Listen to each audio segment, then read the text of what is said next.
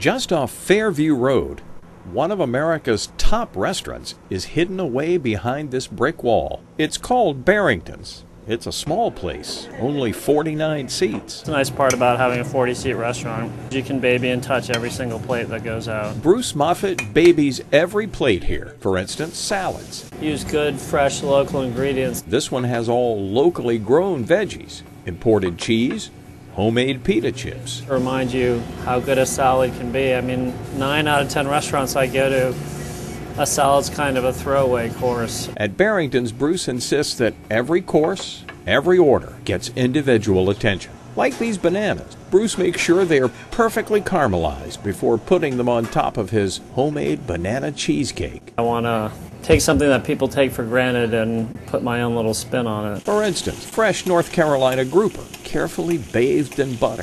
This is one of the best pieces of grouper that I've ever had. But Bruce's special spin is sitting on top of the grouper. That's a zucchini blossom. The freshly picked blossom is split, stuffed with cheese and crab meat, then coated with tempura batter and fried. Deep fried just for a minute.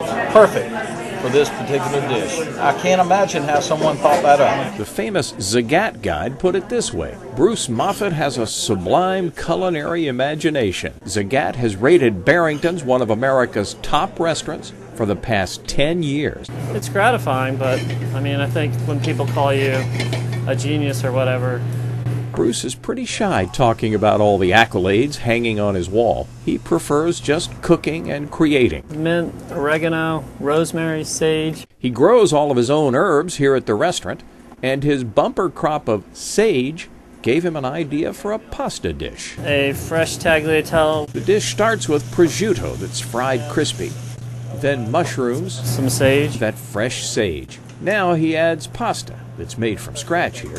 There's also heavy cream, veal stock, parmesan, and English peas. Gives it a little bit of sweetness, which I really like. The final tagliatelle pasta gets rave reviews. It is delicious. I mean, you could think it could be heavy, but it's not. It's just right. So this is out of your creative genius, as they would say in the Zagat guide.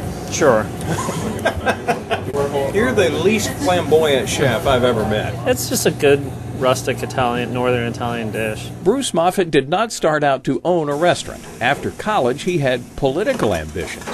In the early 80s, he was often at the White House while working for a senator from Rhode Island. It didn't turn out to be as rewarding as I wanted. In fact, he says politics turned out to be boring. When he helped a friend open a pizza place here in Charlotte, he discovered he loved cooking. I liked the hours, I liked the work.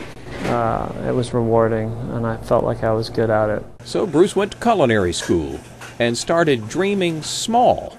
He was determined to have a small restaurant. Makes it feel like you're coming over to someone's house for dinner. And now there are hundreds of regulars who are glad that Bruce gave up politics for poultry. First time we came here was 2 weeks ago, and we already consider ourselves regulars because we come back for the chicken. Bruce's crispy chicken is one of his signature dishes. A half chicken, bones removed, sautéed in a skillet, then finished in the oven so it gets really crispy. Flavors are so light and crisp, it's just wonderful. It's very crispy. That's my favorite part about it. It's pan-seared. Bruce Moffett's culinary imagination is so popular that people are constantly urging him to open a bigger place. But he's perfectly happy with Barrington's, just the way it is. Just I enjoy what I do, and I like cooking, and I like the small 40-seat restaurant.